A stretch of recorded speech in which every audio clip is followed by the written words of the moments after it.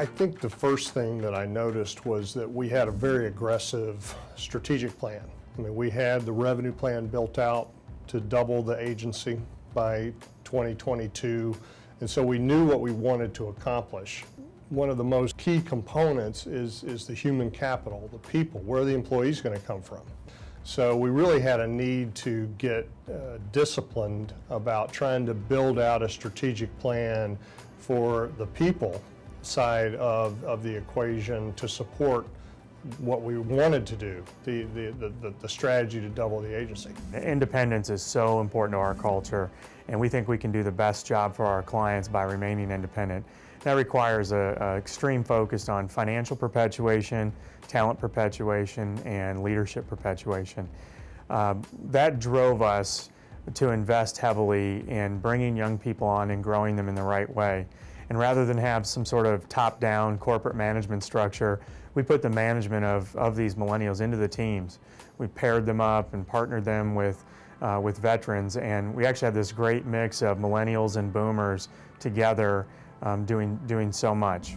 I think that Gibson is very open to talking to the young professionals, the young college graduates here, and getting their take on how they view success and how they view their future at Gibson. Everyone that I've talked to has been very open to having that conversation and has just been very welcoming to the idea that young professionals want to move up and succeed in the company. Two things stand out as things that we've done to help integrate our young folks into the organization. First and foremost being a pretty extensive training plan on the front end that allows them to get to know everybody, understand our systems, our processes, our procedures, but then also integrating them right away into a sales team or a service team, if you will, and creating that mentor-mentee relationship that really allows them to get up and going quickly, and also to become familiar with and comfortable with the culture that is Gibson today. The mentor has as much to learn as the mentee does. And old school basically says, no, it's the mentee is learning from the mentor. And that's not really the case. A mentor has to realize that he has a lot to learn too. We all have a lot to learn. These individuals have a vested interest in my success. While I don't feel that's what motivates them to help and drive me, they see and feel the importance of really helping young professionals like myself succeed, and I think that's created a fantastic working relationship where I'm vested in their success, they're vested in my success, and they want to do everything that they possibly can to advance me as quickly as they can. Both people have to be engaged and participating, but if there's not financial incentive, you don't have the same power. So there has to be a financial incentive. You can have all the great intentions of helping someone else to learn the ropes, but there's the financial incentives is much deeper engagement, and that deep engagement is what makes it work. We no longer have individual producer books of business.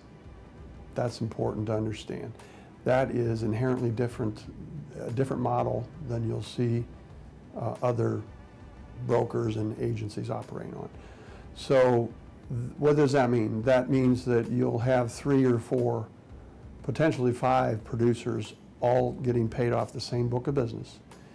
And the success of the team is what everyone is compensated on. So for a new producer to be brought into that team, the existing producers have every incentive to make that new producer work. And when I first came on board, Bob Sturdivant was actually assigned as my mentor. At first I really didn't know how it was going to play out. I've had some experience with Bob. I also knew Bob had been around here a long time, so I didn't know if it was really going to be an information dump on me or whether this would be a mutual relationship. Ultimately what it's turned into with Bob, he's enabled me to kind of drive and innovate the way that Gibson sells and works today. So it's been very interesting to see kind of the evolution of the mentor-mentee relationship, as I don't just go to them. These guys come to me every once in a while too, and they respect what I have to say, and they take my ideas and they use them.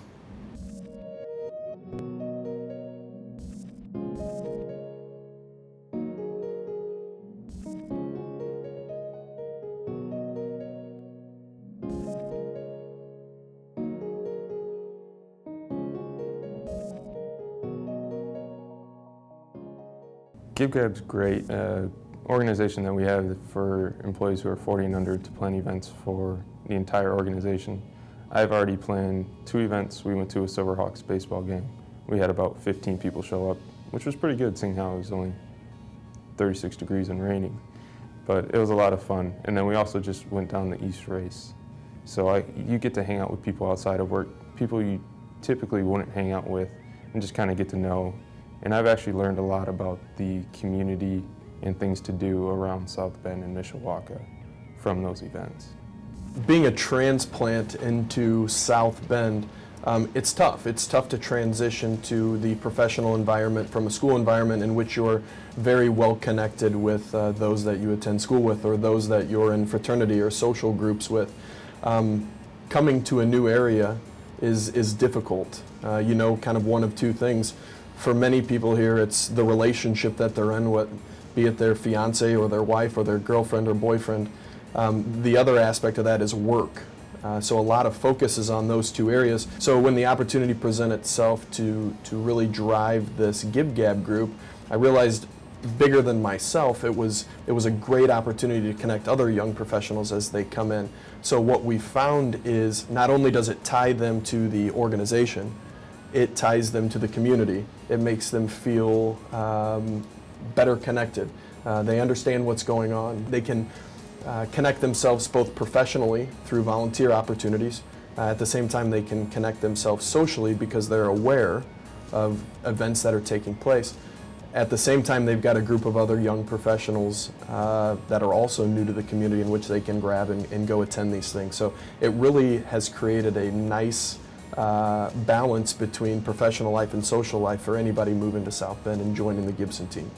I've been very involved with GibGab since I've been here. I think GibGab has been really helpful in getting me introduced to the company and giving me a sense of belonging and building that camaraderie within the departments.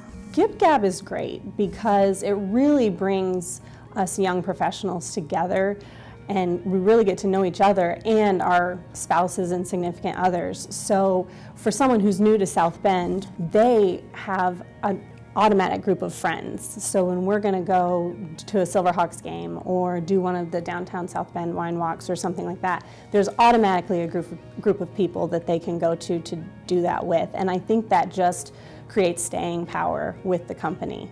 Recruiting in the college environment is a lot different than it used to be. Even from when I was a college freshman, people thought that the career fair was like the end-all be-all of what you had to do to make sure you got the right talent.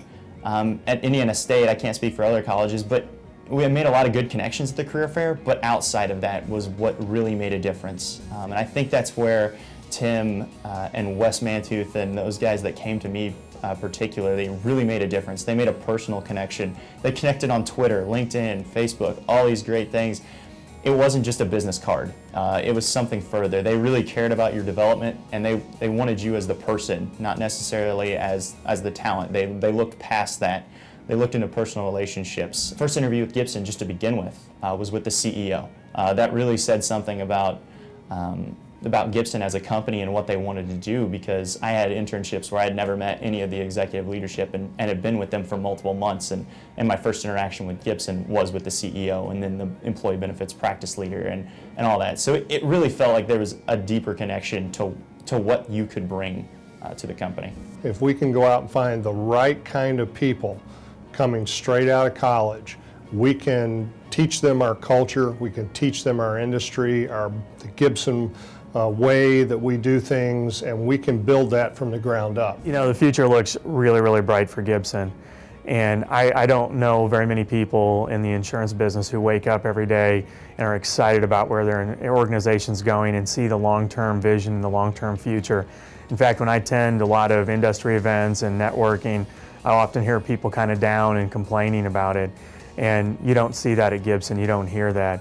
I can't begin to tell you how excited I am about it.